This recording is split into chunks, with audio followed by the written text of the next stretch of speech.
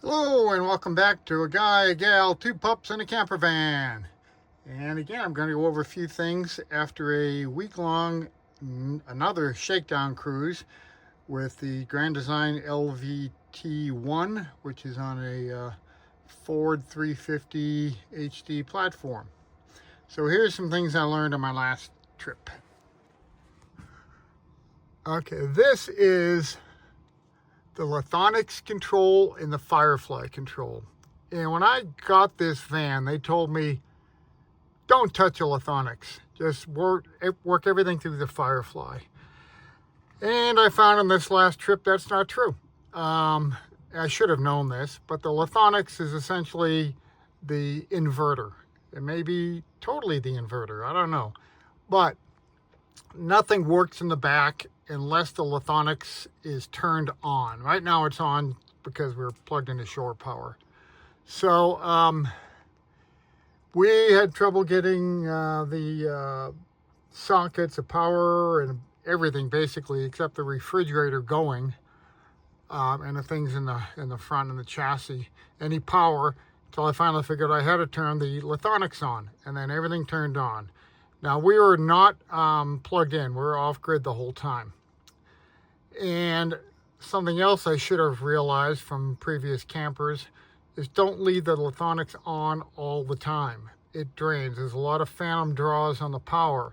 And so I was losing power quickly. In a day, I was down to about 40%.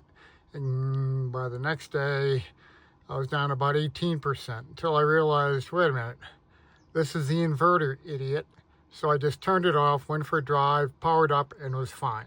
When you need the power, turn the Lithonics on. When you don't, turn it off. Another thing I learned, which is, I think, a design flaw, is this is the gear tunnel. You know, the bed comes down on top of it. And we store a lot of stuff there. That's an empty crate we put food in. That's just a sleeping bag in the back. But, you know, a lot of our luggage, our inflatable kayaks or pack rafts go back there. A lot of stuff. We pack that up.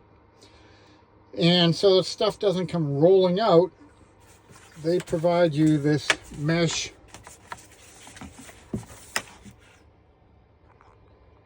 wall here you can put up, and it connects to these little hooks on both sides. Sounds good so far, except these hooks are connected to drawers, and it pulls on these drawers. And so I realized, one on this side, it messed up the tracking, and it's all catawampus now. I brought it into the dealer. They're going to fix the drawer, but what they're also trying to do is figure it out if they could move these connections to some solid surfaces like this one. I'm not sure what they do on the other side that don't pull on the drawers.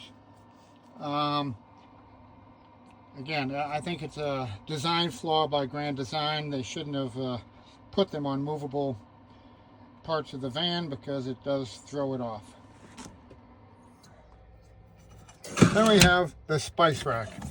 It doesn't stay down. I didn't really expect it to, but it's getting even worse.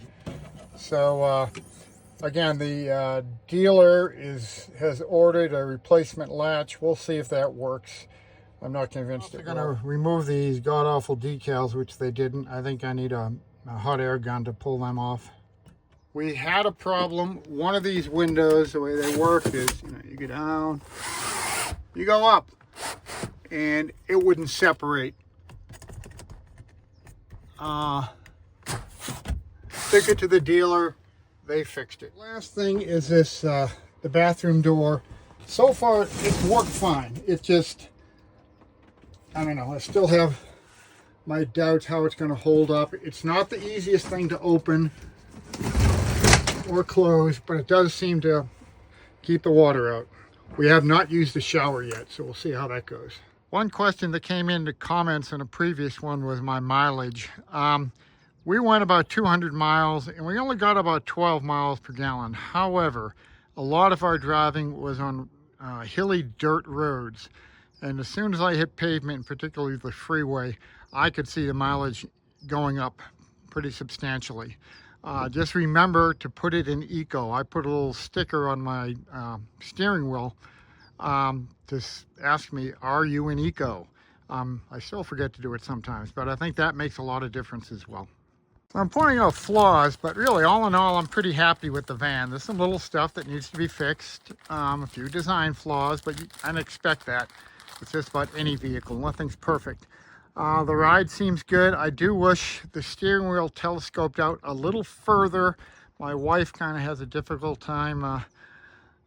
It's just a little uncomfortable for her to reach it. And honestly, I'd like it telescoping out a little more for me as well. But again, minor details. Overall, I'm really quite pleased with the vehicle. We're going to have a couple of very long trips this spring and this summer or next fall. But in the meantime, if anything else comes up, I'll let y'all know what happens. If you like, please click the button down below and subscribe. And if you have any questions, let me know.